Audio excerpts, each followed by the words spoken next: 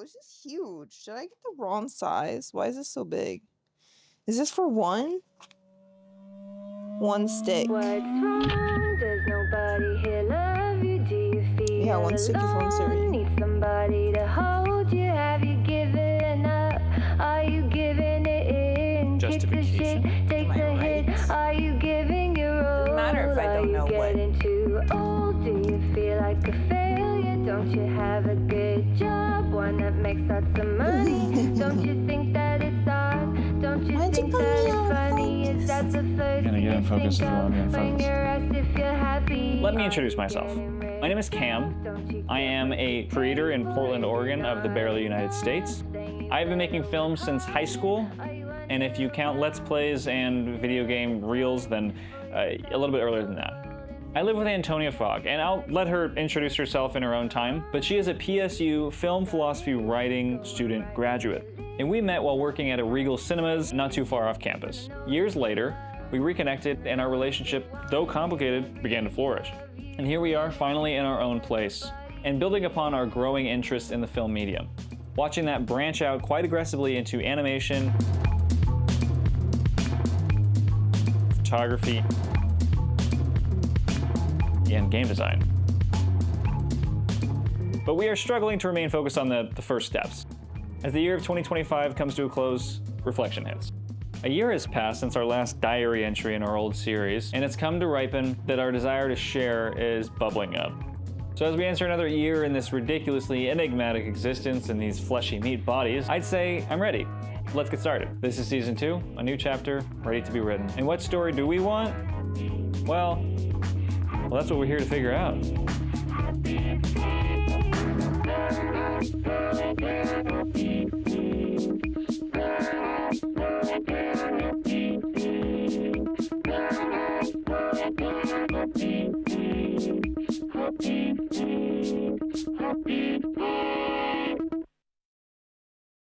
So I wanted to go over my ideas for sustaining the channel with the interactive documentary of our creations, aka Walt and Roy Disney's deal with ABC, the broadcasting station, back in whatever the fuck time. The second thing I wanted to do with this video is talk about every project that is on hold, the project files, all the behind the scenes, and show everything. As with all things, this video has evolved, encapsulating a now total of 15 different projects. Due to the necessity to move on with our lives, we have chosen to stop it from evolving past that. We have roughly 23 total projects lined up for the current foreseen future, the list of which being continually edited as we continually run into more and more bright possibilities and consolidate older projects. First, we'll start with me and my experimental SuperCut, and I can show you what insanity looks like. Then we'll hop over to hear about Antonia's experimental reality views, her great-grandmother's documentary, and her 7-part blue light-centered anthology. After, I'll share what's been up with the retuning of my 2025 short, Adolescent Window,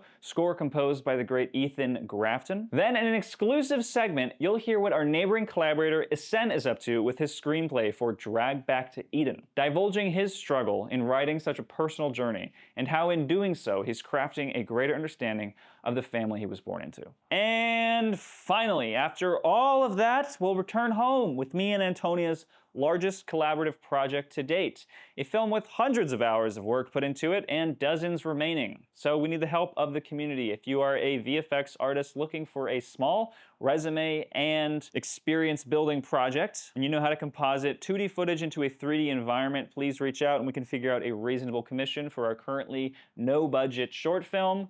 It is currently the only filmed partial adaptation of Warm Tears for When the Bird Drowns, my primary ambition, and at times the reason I get out of bed in the morning.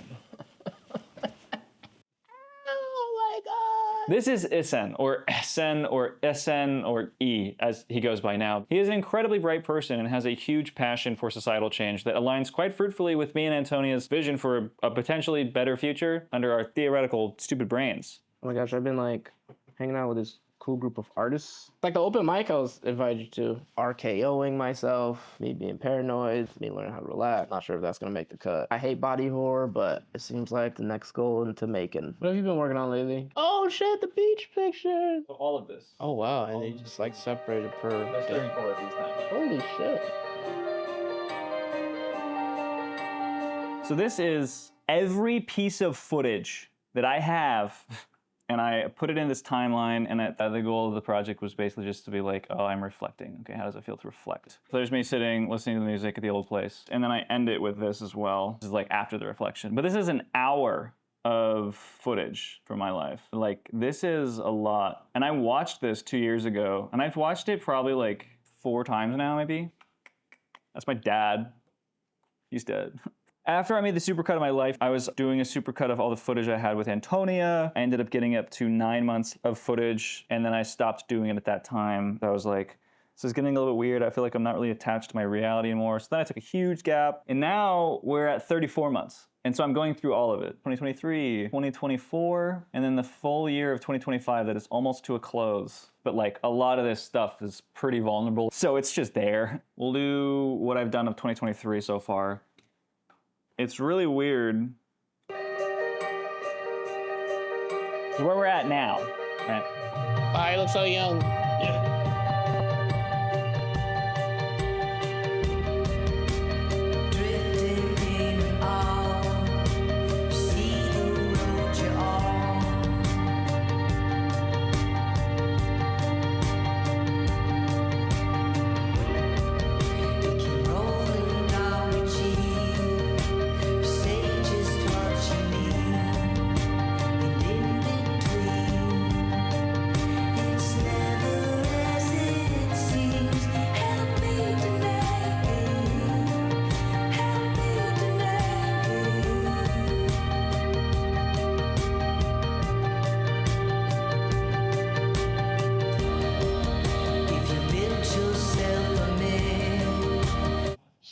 I felt like I had a stroke, but like in a good way. Wow, that's pretty beautiful. It made me kind of emotional. What the fuck? So I have done that to myself multiple times now. Watching your life, your loop. Damn. Like taking shrooms, right? Yeah, holy shit, I'm not even here right now, honestly. No. Life in our eyes works like a museum full of paintings and sculptures, yet we are pushed along by time, so we are unable to stand and look at every single piece of art we discover. A solution to the lack of study towards these arts is a piece of technology that is becoming biotech, mass memory capture. As I see it, watching a supercut like this quite literally enables me to learn truly what I am experiencing, first in feeling, the unexplainable, then in thought, the explainable. When I watch the supercut, I can rewind and re-witness the paintings and sculptures I saw from before, but reapply them to my present, overlaying what path I took before, and seeing how that can guide me to better witnessing the path in my present.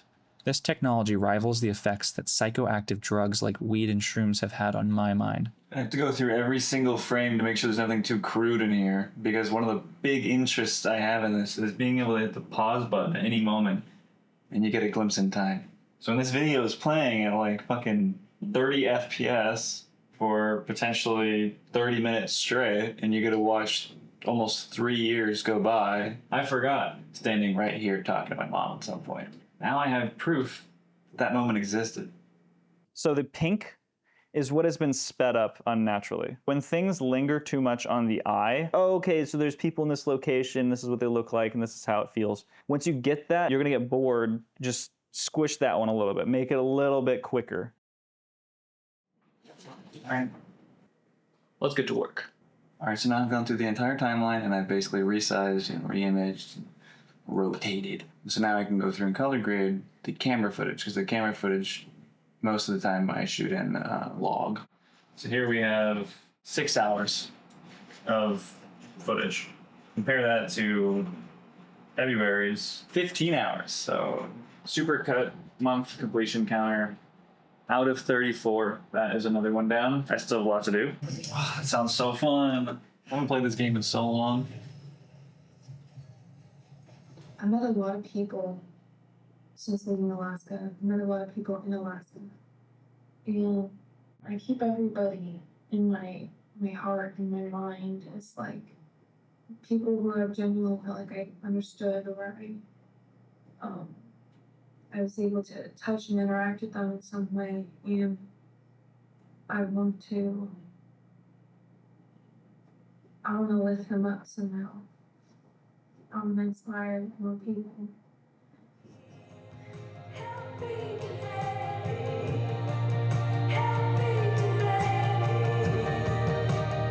Every single one of us has had that transition in our lives. The time when whatever system you were created under disappears and you enter the era of undeniable responsibilities, and the weight of the world feels larger than you're capable of carrying. You should put sound effects. Hello, chans of the world. I want to make these reality views, is what I call it. And it's just like me choosing different music that makes me feel a different type of way, breaking apart that part of my emotions within myself with whatever visuals might match that, you know, and then like editing and color grading it to have a certain tone that expresses some of my feelings. Because I need to express my feelings more, because expression is better than suppression, which is what I've been doing a lot of lately. And I just got a new phone, so I'm excited to use that. Got like a great camera or whatever. It gives you a lot of options, you know. It's still an iPhone, so it doesn't work well in light. I mean, without light, but it's better than nothing. And honestly, I kind of like the without light, shitty quality look to it. Feels very like, this is what we all have access to make movies. And something about that is like really enticing to me. So I think I also would like to make a movie on an iPhone. Sam, we have to go to Mordor. There. We have to put the ring in the fire. Not to sound all like whatever. Well, like what? Well, you know, because I feel like a lot of older filmmakers who are already established, like, you can literally make something on your iPhone. You can make something with nothing. And we're all like, yeah, okay. But like, you literally can do that. Yeah. I really want to finish the doc for literally my grandma, but then her mom, Grandma Gertie, who turned 100 years old, and my grandma paid us to film it and whatnot. And that was like 2 years ago now. Well, no, coming up on this next year, which is where my brain goes, it's like, oh my God, am I gonna have it finished it by next year when she would have been 102? Anyways, but I'm putting a lot of love into it. So, you know, my grandma doesn't hate me. I can just not do it forever. My grandma will probably still love me. But I want to finish it. I'm pretty proud of what I've done with it so far. It's fun to see the magic of filmmaking working. I love the way onions smell when they cook. It just reminds me of being in Alaska, my grandpa cooking. Probably my mom too. I also would really like doing something with Warm Tears. It's constantly on my brain since that was like my original mission for even being around this guy. Do you know what my notebook is? Got it.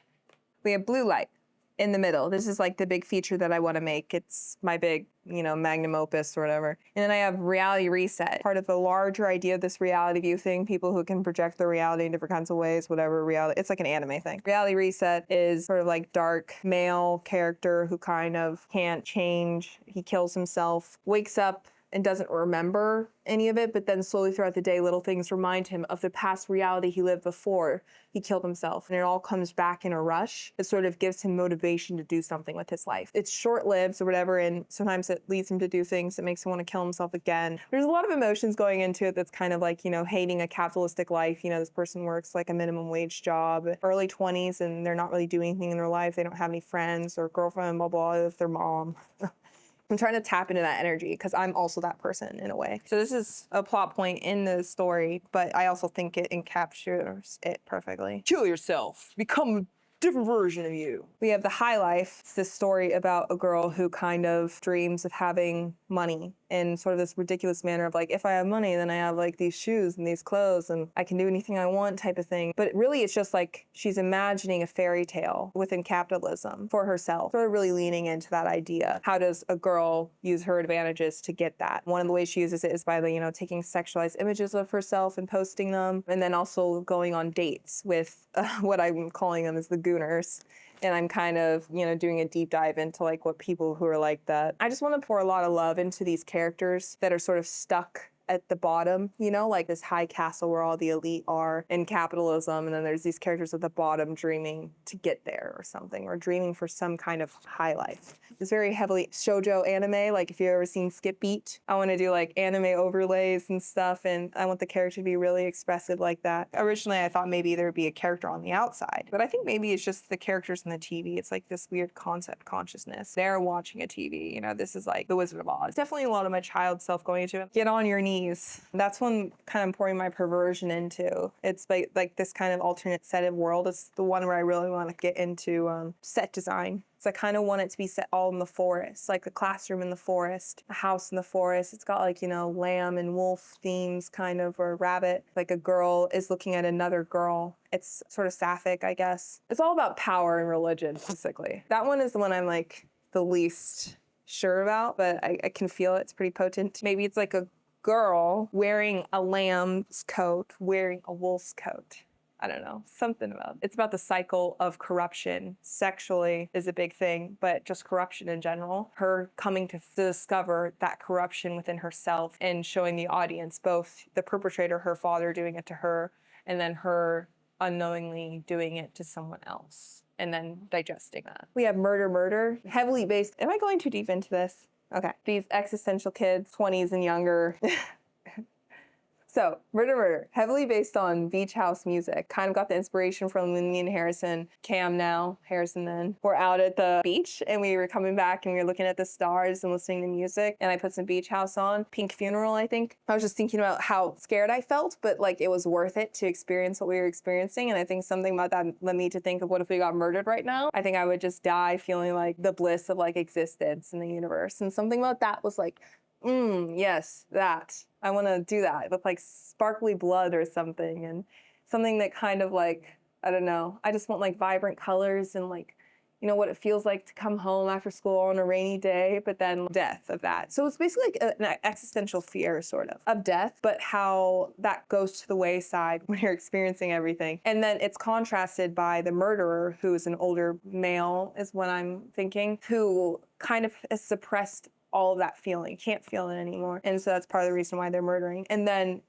they are foiled or partnered with a young kid who is investigating it, I guess. And this kid is someone who's really afraid to feel anything in life and to experience things, you know, kind of like an egg, which I think is very beautiful in a way. What's pouring out of it, this is like galaxy blood. And then similar concept here.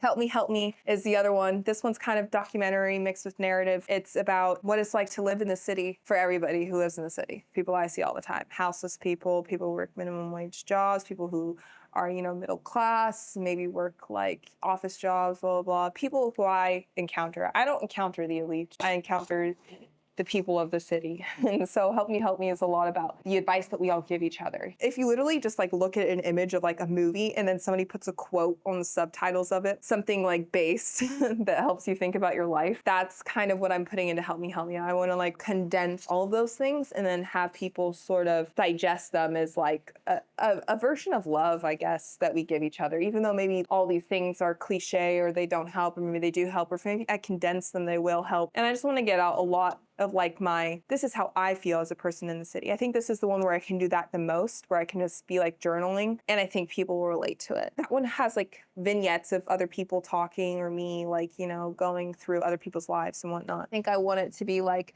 on the bus. I want to show people's different feet on the subway, and like that's just what it is. And you can look at people's feet more than you can like look at their face and be able to tell things. Like I just look at their feet and I'm like, someone is wearing office wear, someone's wearing like me, minimum wage workwear, and then someone's feet are just totally like tattered because they're houseless. This last one is a question mark because I don't know what it is yet, but it has something to do with physical body, material physical body, and how that is a part of my soul. And I haven't really gone into that much because I'm such a head high person, but I'm starting to really digest more so my physical body. What is it? You know, body horror, maybe, I don't know. I think I'll just keep journaling about it until a story pops up, or maybe a story will pop up, or maybe it's already popped up and I just haven't unlocked the key to it or something. All of these are just frameworks that I feel like are good and potent. They're frameworks for me to get out different parts of my soul, is what I'm saying. Blue light being the big part. This is me confronting myself, my shadow. That's the big change. And all of these are little confrontations. And they're also supposed to be as stepping stones. Like reality reset is one I can make kind of, if I have a good cinematographer. That's heavy on reality reset is cinematography and editing. Everything that's in the imagery is something I can film right now. High Life is more big budgeted because it's got a lot of costumes and locations that I want to use. Cheap locations, but still it's a bigger step up. Get on Your Knees is like costumes, cinematography, lighting, location, set design. Murder is like all of that plus more, plus visual effects now getting into. And then Help Me is actually one I could just make right now, honestly. But I think it's like a bigger project in my mind. So I think that's why it's you know, spiraling closer to blue light. And this physical body one is just like, I don't even know what it is. So we'll figure that out. This is meant to help me grow to the point of being able to actually do what blue light is about in the first place. Changing, moving towards the blue light, becoming a different self. So yeah, this is my big thing that I'm working on. Other than that, right now, literally right now, I kind of want to write like a story like how I did when I was little, like just like a love story or something. You know, I don't really imagine love anymore like I used to because I've got a great partner. I kind of want to do something along the lines of like just play, just like a big story with world building. And I would just like have fun doing that. I want to have fun creating and being pure when I create. And, you know, I think maybe I'd like to act more because I think words are a mouthful when I'm writing. Then again, I just wonder if I've just lost the muscle or something. Okay. That should be enough for your little interview, Chan. Something that massively interests me is Walt and Roy Disney's career path and the risks and rewards they had with experiencing it. A defining moment in their history, among everything, is the deal they struck up with the ABC broadcasting network, that at the time was struggling to stay in the race between all the other companies for America's TV fanaticism, because that shit was new at some point in time. Basically, Walt wanted to make a Disneyland, right? And there was no money for it. In fact, it technically hadn't been done before in the way that he wanted to. So it was insane to ditch the company that he had created, animation studio, and create a whole new industry. So Roy, a true mastermind, reached out to the ABC network, again, a struggling company, with this pitch. Hey, we, the Disney Entertainment Company, an insanely proven animation behemoth, will give you a show about the making of Disneyland if you give us the money to actually do that. It's genius. Two birds with one stone. You save ABC and you create Disneyland. Now here's what I desire to apply to our situation, me and Antonia. We have a ton of film ideas and projects, but we're still just regular people with day jobs. With this schedule, doing all of our staying alive and healthy things and trying to build a film career, it's difficult. And we're gonna try our hardest, but the goal is to eventually have an editor, an additional crew, and whatever is necessary to handle the production of documenting the creation of Disneyland. See where I'm going? For the purpose of building a reputation as a hardworking and innovative film studio, and to build financial support for the larger productions that we are looking ahead to do. Till then, it'll be up to us to actually build the groundwork necessary for this holy future. And I hope to see you stick around, because, I mean, I really do, because there's a lot of stuff that we have to share. Well, a lot. That's a whole manuscript back there.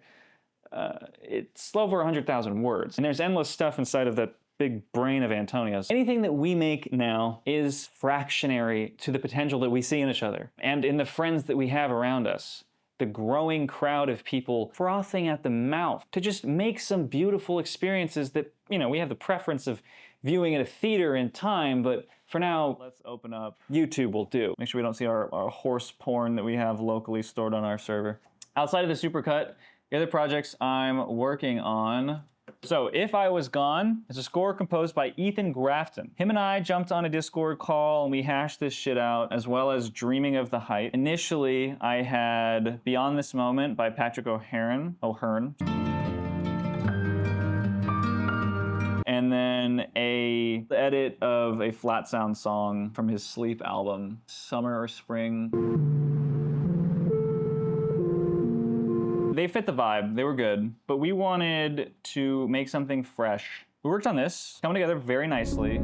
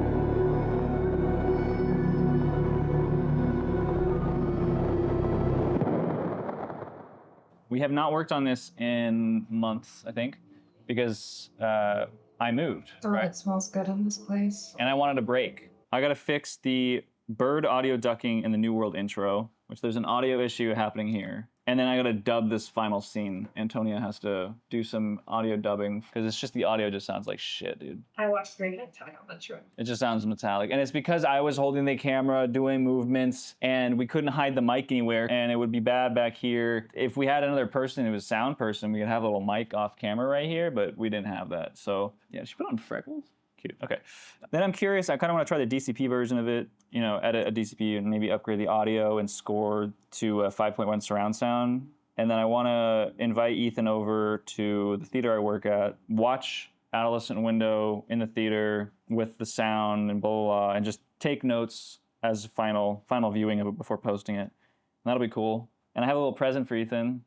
I'd love to show the camera, but Ethan might watch this video, so no spoilers, Ethan. Sorry. We are losing subscribers by the day. No, I'm just kidding. We've lost like 5,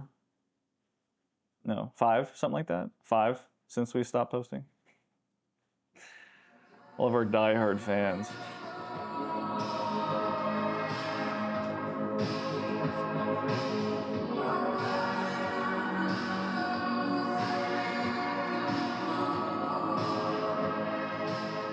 Okay, so how is the pig film? Pig film's good. It's interesting because pig film is like making me like process a lot of shit with my dad. Yeah. Because, to speak frankly, I don't know why I'm speaking so frank. No, because if you post this, let me add some respect to it. To speak frankly, let me make sure it's real. To speak frankly, He's speaking frankly. my father is a retired police officer, retired sergeant at that. My brother currently is a police officer in law enforcement. He is a detective. And they both act at the interests of the empire of America, Western idea of capitalism. And because of that certain role, being in law enforcement, they are reaping all the benefits, and their perspectives of an ongoing struggle for solidarity and liberation for Black people, people of color, the oppressed, from the very people they serve, the government, prison system, law enforcement being a tool to help what corporations. Me recognizing that, seeing the interconnectedness of that, I would rather live a life that doesn't really bring opulence in that regard. I'd rather live a life that's full, that isn't really advertised or has promises of stability from the empire. So I'm making a movie right now called Pig, but now it's called Drag Back to Eden for now, about 2 brothers, one being a revolutionary that leads this group that's against the tools of the empire, thus law enforcement, and a police officer / immigration custom enforcement, whatever. Bitches, nah, Nazis, sorry. ICE agents. Before it was called Pig because I was like, fuck them. But as a writer, even the antagonists, you have to be able to defend them. I know what Abdul will say, I know what Fish will say, but what would the pig say? And in the process of figuring out what the pig would say, I would be like, I have to humanize him. Even in my real life, like I need to humanize this individual. Fuck. And so I gave him the name Isaiah. So in the process of humanizing Isaiah, I started being able to write what Isaiah would react like. I started to understand him more. And as I'm starting to understand Isaiah, I'm understanding my brother Ismail, who's Isaiah's based off of. And I'm like, fuck. Ah. And then I was like, no, but Isaiah is a little distant. He's not really that close. Because like, out of all my brothers, out of both of them, I'm closer to Ismail than Sabir, my oldest brother. And I'm like, it's Ismail's profession, but more like Sabir and my relationship. So now I'm like reconciling my relationship with my oldest brother to understand how Isaiah would react to certain things. Like, this is not just about me and my brother, this is about me and Sabir too? What the fuck? And then I have to understand how, like, institutionally and systematically police react to things, which I already know. That calls upon a more experienced law enforcement officer, which is my father. So I'm like, fuck, like Isaiah is Ismail, Sabir, and my father? So it's like all these things tying together. And honestly, it's just been heavy to process because initially I was like, I can write this thing, it won't be like, too real. But I'm low-key like self-therapizing. So I'm like, yep, Abdul is a sector of me. And then chilling with the homies. Oh, like, you have to recognize Isaiah is you too. And I'm like, fuck. Abdul's so hardcore with the mission, you know, justice, but like in this like impatient, violent way. Does he kill Isaiah in the end? Started getting biblical. Started talking about like to be like Cain and Abel. If Isaiah dies, what the fuck am I saying in that regard of how I feel about the people Isaiah is based on? Like, how do I feel about my family? But they said a good point about like Abdul killing Isaiah isn't really killing Isaiah. It's really killing the idea of him. If anything, it's releasing that idea. Oh, What I'm really trying to say is my father, who is a law enforcement officer who joined the force, hate that term actually. Actually, I'm never even gonna fucking say that. I'm never gonna fucking say that. My father has been a tool of the empire. It was a condition of his work to put out state-sanctioned violence. Bruh. And Abdul, as he's trying to abolish that type of work, has to look at a family member, at his own brother, Isaiah, and try to find the humanity within him. So I did Ismail. You know, I processed that. Severe process. My father, me and him are kind of ends right now. So like I'm writing. That's how the movie's going. Final thing is Rexx's fucking nihilism. Sucks. So this film, man, what a process. This was technically the first major project that we wanted to do. And it started before the channel. So we're talking over a year ago, we started this project. And it was made to be posted on this channel, our like official channel. Sick logo, by the way. I designed that. Yeah. You see it's an N and a W for New World. How'd you think about it? It's like so fucking, that's just like, there's nothing on this channel yet. This is just all playlists from the Kids That Play channel. But this is supposed to be where we're gonna put official films. Basically meaning things that are associated with our major projects. So here's Rexx's Nihilism Sucks.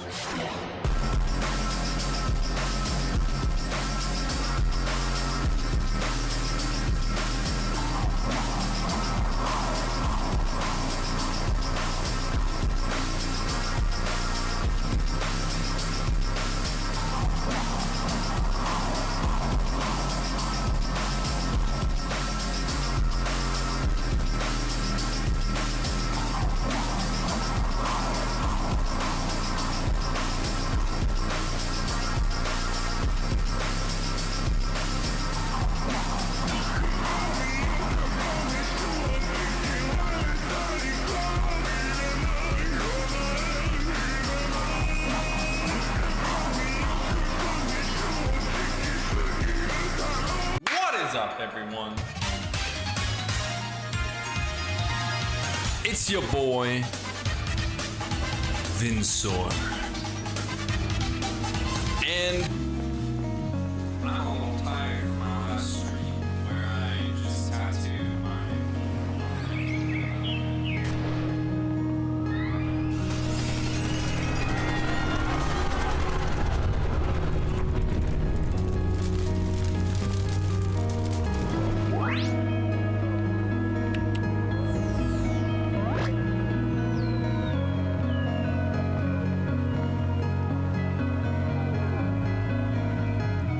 This film has never been seen.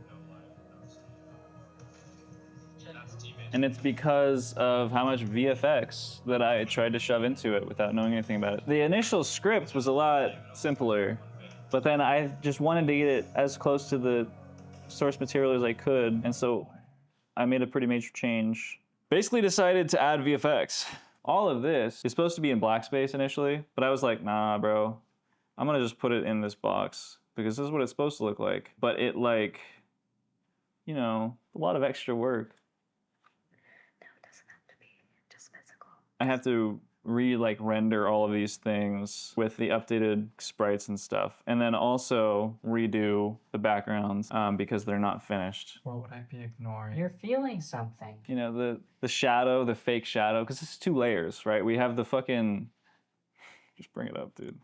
So here's the material preview of the space, Blender lingo. I have stuck the in-camera footage to the digital Blender camera. So here's the digital camera right here, this fucking thing. If you don't know what Blender is, this is a digital camera, and I've skewed it and made it all funky to try and match this. Past that, we have my fake models for what the tracking information got and to match the body, because the body has a shadow, right? We have a shadow right here. So I have 2D footage that I have to make fake shadows for. I don't know anything about visual effects, dude. I'm neck deep. This project scares me. And we're basically tracking the camera movement. So in real life, Antonia was holding this camera and doing this sliding motion with putting a camera on a tripod on an ottoman and sliding the ottoman around as if it was like a dolly. And then I'm matching that to the digital world and doing this motion. And I was watching so many tutorials trying to figure out how to salvage this footage. Also, we shot on a green screen with a green stuffed animal. It took so fucking long to get rotoed footage because I had to do this by hand and then also use Magic Mask and interchange the two and then do insane layering. Like, I'm not a VFX guy, okay? I want someone who knows how to do this and loves doing this shit to put their heart into it, because I can't put my heart into it. I really can't. I can't do it. Somebody please help. I just want this project to be done because it's overcooked, dude. But anyways, here's this whole sequence, blah, blah, blah. And there's gonna be ASMR on here when it's finished. What a horrible thing to say. When it's finished. So this is the last thing on my fucking list. This project. There's a whole extra scene we gotta shoot, and then we might not even do that anymore, whatever. Here's all of this. You know, I'm just showing you the film at this point, so might as well. This is a pretty fun idea. There's a lot of cool POV work, you know? Like, this is pretty sick. You're ignoring me. A lot of background work to do with this.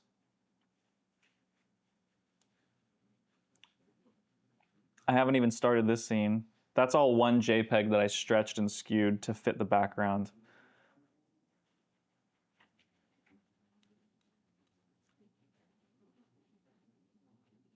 I'm gonna do this whole fucking rotation shot. See how Rexx is fucking moving? Don't you see that? Don't you see it now?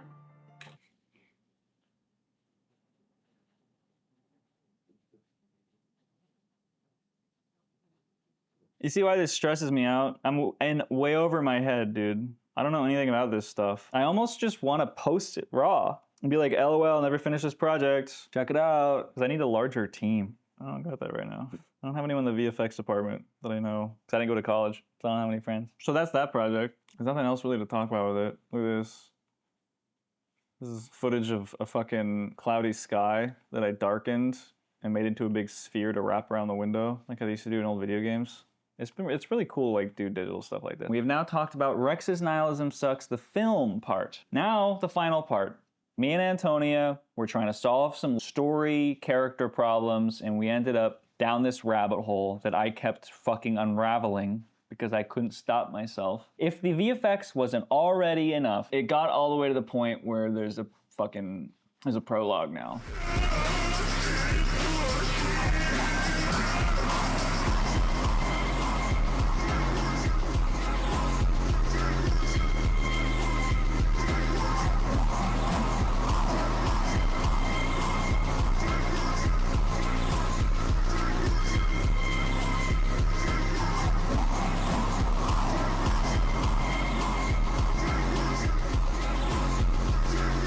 This is more interesting to me than doing the VFX, because the VFX makes me want to throw up and die. This is like, at least I get to see progress move, and I get to move characters that I like, and I get to see them more accurate to how I wanted them to feel in the novel, right? The story, the initial story. This is what is done so far with this. Super cold because it's far away from this one, the sun. And so the sun is the very center of our solar system right here. Right. And it keeps us warm. And it might be the origin of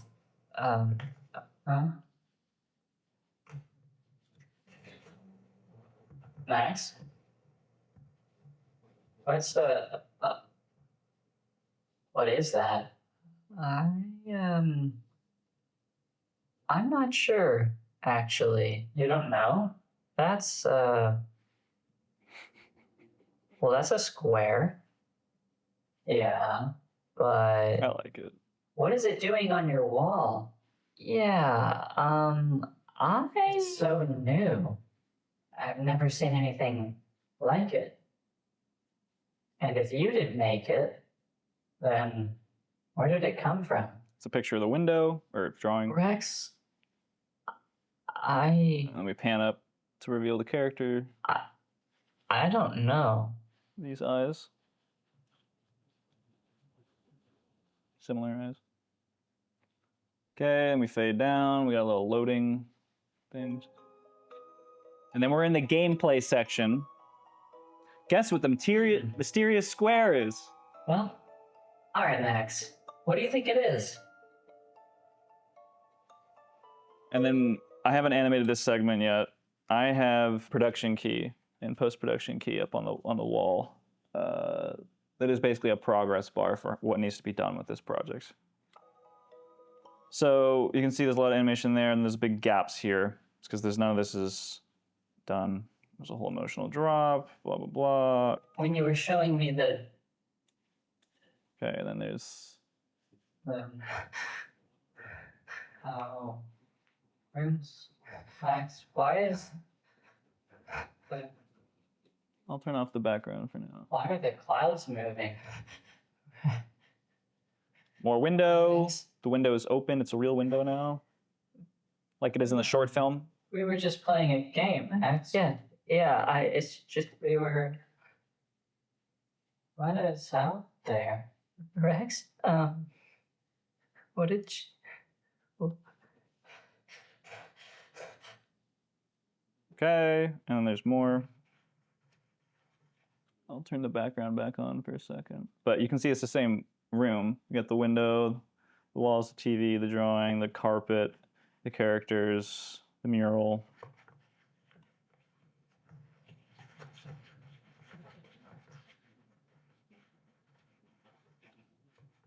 And then we pan up to the window with this. Stars are even more beautiful than you described, Max. I love them.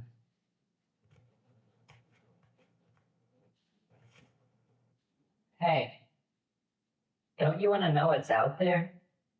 Why? I have everything I need in here.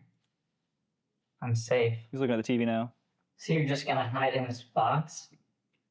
What do you mean, box? This is my room. And there's a whole world outside. Are you going to ignore it? You talk about it so much. Camera's panning. I'm interested. Camera pans away just his eyes. Everything you watch comes from that world. We're looking at the TV now. On the TV screen, there's just be something going on. Oh, it's just flashing colors, something basic. Hey. Hello? Hello? I don't think I animated this yet. Oh, I did. Why are you ignoring me? I'm not trained, okay? So like when I'm doing all this shit, I am struggling. I have a lot of skills, right? But I feel like I'm the master of none in a lot of situations. And I think that gives me a good potential to have a lot of oversight over a lot of different departments because I know enough of the language in which they speak, and I'm humble enough to ask questions on how to communicate properly. I don't feel practiced enough in a lot of these departments to head them. So like animation, I'm not an animator because I don't feel like I'm trained enough with my art to be able to, you know, rotate characters in 3D space and know what the fucking underside of a chin looks like, anatomical understandings, which I think is super crucial for that kind of stuff. But I have a really good understanding of story structure and character in the people that in the characters that I understand. Basically, I could tell this story pretty well if I had a pretty good budget, you know, but what's the point of that if you're never gonna get there? So I have to start at the absolute fucking bottom conceptually on creation, you know? That's it. Those are the projects that are in limbo. And this is just how I was feeling, you know? I want to make a diary, micro documentary. I want to, so I will. That's what I'm going to try and do. That's before I got the bowl cut, so you see the hair is a little different. I really want to edit right now. Holy fucking shit. This documentary is going to mean so much to me throughout my life. I think it is a very important step, and I'm really fucking excited. I have watched so many of these kind of documentaries. I think that it's really going to be creatively crucial to echo what I like about those documentaries. Some of the ones that come to mind is the Imagineering story is a huge one. Light and Magic, the ILM one, I haven't finished yet. All of the other Disney ones, Hayao Miyazaki and the Heron, Kingdom of Dreams and Madness. I mean, these are really well edited and well composed, heartfelt stories talking about creation. Each of these stories, each of these documentaries, each of these pieces of history are stepping stones. They are creative inspiration. They are like an energy drink for a purpose-driven potential. The way that these people are able to live, the campuses they're able to create, the pseudo quasi colleges they're able to construct are extremely special. And I would absolutely be honored to help organize one, to help bring into life something that is desiring to exist. And it's something that I can see. It is outside of myself, but I would like to facilitate. I would like to help bring it into life because it feels like it's trapped in some fourth dimension and I can pull it into the third dimension by will, by honest creative desire. To reach the finale scene of this film, Contact, we are going to have to work together. And to get everyone to work together, we're going to have to create a lot of art. It's a trauma processing center, and there's not enough of them working right now. The only reason this capitalist society functions the way it does is because the people that are at the top have not processed their trauma and have been fed incorrect propositions about how life could function. It is a brash claim. It is a hypothetical, it is a theory, it is something that we can run with, we can use to try. Let's try something new. Because what we have now is not it. And with what Antonia was talking about in her short films and films concepts, it's an underlying theme in that. Empathy. We need to all connect. So we need some more creators, man. I need a fucking VFX team. I need funding so I don't have to work at a job that I don't want to do. I want to do this every once in a while. I think it's joyous to send people into a film. I think that is a gift. I can't see that gift if it's my 24/7. If you're involved in indie filmmaking, want to see more indie filmmaking, or are just a fan of this documentary, resonating with the heart of kids at play, then please share this video with those like-minded friends of yours. Everyone in this field can band together and make a better world. And it always starts with small steps like this. Now go! Have a great day. Stay cringe and make something beautiful today. It could affect the world in ways you never imagined.